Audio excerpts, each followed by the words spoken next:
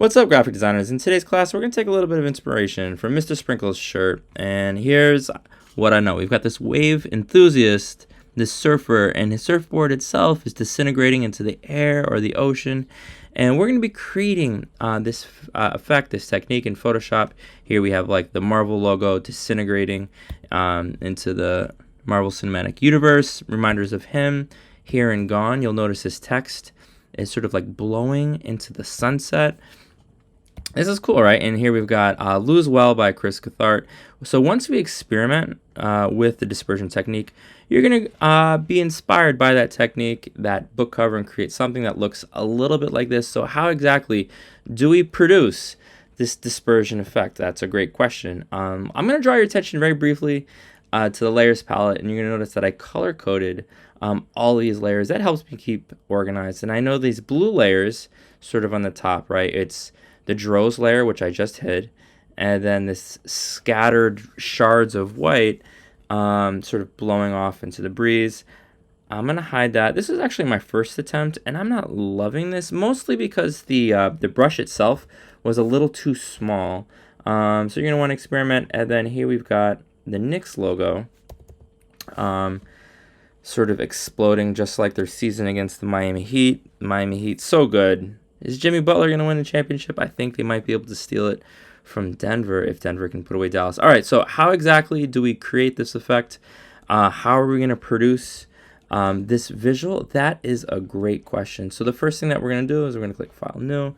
We're going to create our blank, and we're going to need a background color. I'm going to make it this deep purple. I'm going to press Command Shift and Enter. And now what I'm going to do is I'm going to make white in the foreground. We're going to add a little bit of text. Rule number 1 is patience, right? I'm going to press check to confirm. You're going to make your text nice and big, like so.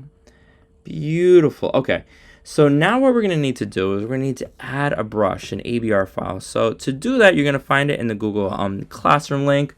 Alternatively, if you go to Brusheezy, what you can do is find all these cool dispersion brushes. And there are a lot in there. Some are amazing, some not quite as much. And to install the brush, what you're going to do is press B, making sure we're on a new layer, B, right click. We're going to click the gear in the upper right hand corner. We're going to select import brushes. You're going to find the ABR file, and here the ABR files right here, dispersion brushes, and you're going to click open, and then it's going to get added immediately to Photoshop, so you can have a folder of dispersion brushes among all the other ones. It's going to be at the very bottom. And all right, so I'm going to grab one right now, and so I'll just grab the first one, and you're going to see just how big this this brush is, right? It's huge. It's right click. I'm going to right click. It's 2500 pixels. Whoa.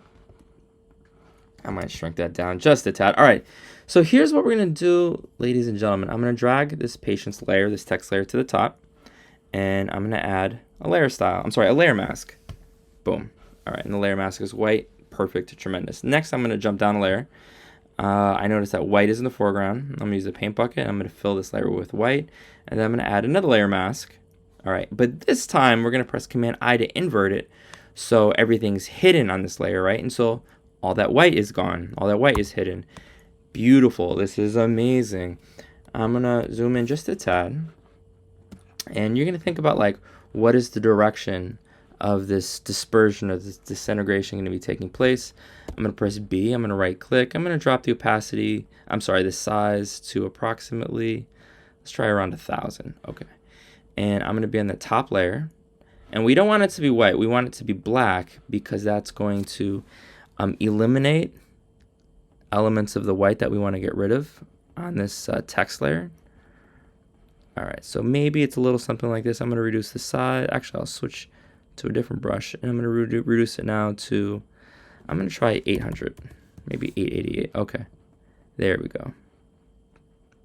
Beautiful. Now what I'm going to do is jump down a layer. Okay, and we're going to press X to swap the foreground to background.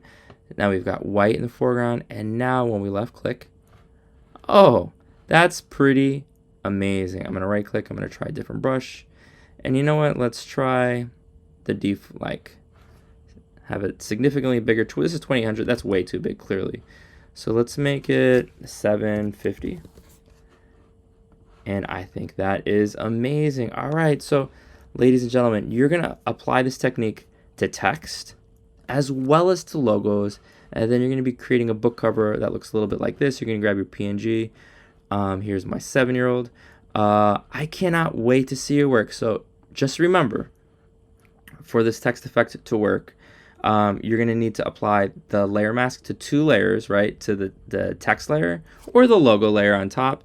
And then you're going to be chipping away at it. And then you're going to need to apply a layer mask to a layer beneath it. And it's got to be the same color as whatever element you're disintegrating. So in this case, it's white.